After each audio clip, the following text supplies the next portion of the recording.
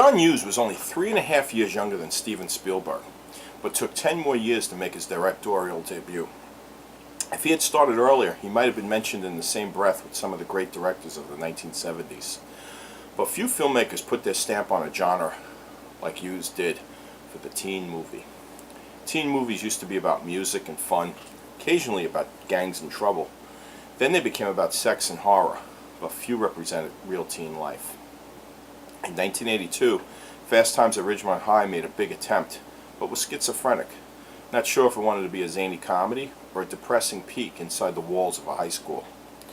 In 1983, Risky Business showed the world a new type of teenager, a cutthroat wannabe yuppie who laughs at the idea of nonprofit work and instead shows amoral entrepreneurial skills. But Risky Business was really a fantasy. 1984 saw the rise of the first serious but funny look at teen life with John Hughes' 16 Candles. A slightly awkward girl is being harassed by a very awkward but strong-willed boy. Molly Ringwald and Anthony Michael Hall did not only become stars from this film, but eventually household names. But it was 1985 that Hughes released the greatest teen film of all time, The Breakfast Club. It was basically 12 angry men set in a detention hall on a gray Chicago morning, on a Saturday at that. 5 teens from the most distinct social classes a high school could offer. A princess, a geek, a rebel, a jock, and a head case. All tied together with one of the most popular songs in the 1980s, Don't You Forget About Me. Now Judd Nelson, Ali Sheedy, and Emilio Estevez could also be called household names. This movie came out on February 15th, 1985, and I was already a freshman in college. My psychological wounds were just starting to scab over from my high school days, but the pain was still lingering.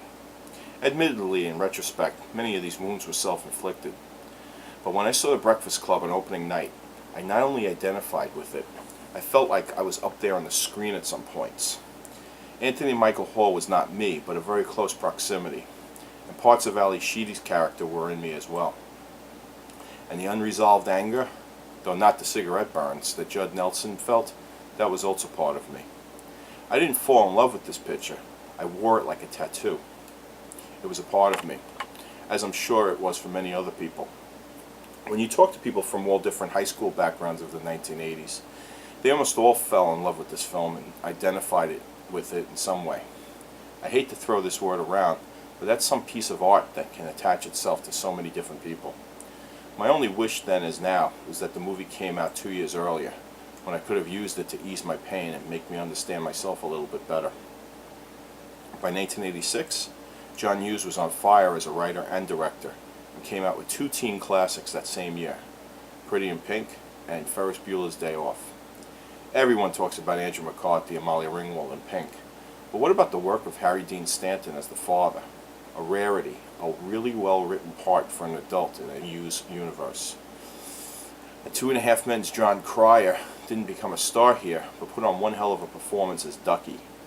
And finally, James Spader, one of the best actors of his generation, made his debut here as Steph, one of the great movie assholes of all time.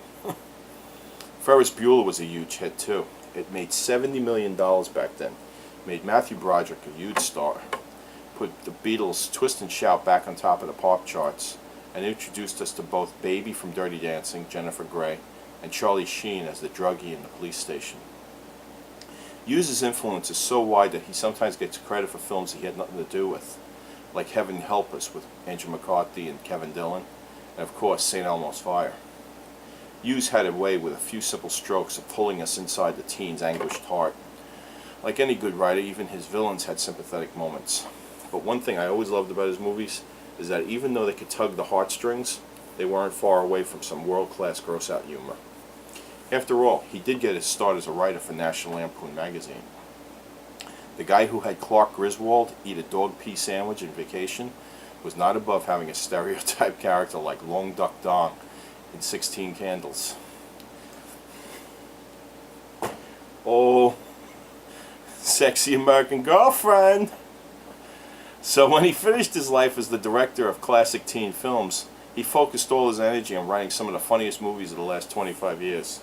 Starting way back in '83 with Mr. Mom, and then Planes, Trains, and Automobiles, Uncle Buck, Christmas Vacation, Merry Christmas, The Shitter Is Full, and the first two Home Alones. And then branching out into children's fare with the very first and very funny Beethoven, then Dennis the Menace, and the live-action 101 Dalmatians. Bring me those puppies! What an influence the man had. He was this incredible talent scout with big young names, owing a lot of their careers to him picking them for the parts and then feeding them great lines to make them shine. People like John Cusack, Joan Cusack, Jennifer Connelly, John Candy, Macaulay Culkin, and even Joe Pesci. What man doesn't fall in love with Jennifer Connelly every time they see her roller skating in a wife-beating t-shirt around Target and career opportunities? The fashions in his films were often from the wacky club kid side of the street. Maybe in Manhattan and the Midwest kids dressed like that, but in the boroughs of New York, you'd get your ass kicked if you dressed like Ducky and Pretty in Pink. But what cannot be overstated is the influence Hughes had on popular music. At a time in New York when the only rock you heard was from the 60s and 70s, pretty much the same problem we have now, Hughes introduced many of us to these new bands we'd only read about in Rolling Stone magazine. While other movie soundtracks at the time were leaning heavily on classic 60s sounds, he took chances on music that was making its way only on the left side of the radio dial. Bands like Psychedelic Furs, Echo and the Bunny Men, In Excess, New Order, Simple Minds, OMD, and of course Suzanne Vega. In New York, if you had a strong enough antenna, you could find these groups on Long Island's WLIR. If not, you were out of luck. John Hughes' great taste did not rely on these groups playing older songs for him either, but making new ones so his soundtracks would be fresh and alive. It was a ballsy move, but it worked brilliantly, and gave these bands a showcase they could not have gotten anywhere else, and branched out our musical knowledge forever after. Now almost every new director relies on new bands and new sounds to give the film a now feel. Literally thousands of new bands and rappers can thank John Hughes for this dramatic breakthrough in soundtracks and in pop music. As Ferris Bueller said, and my friend Audie Tremblay reminded me of this week, life moves pretty fast. If you don't stop and look around once in a while, you could miss it. From the Predator.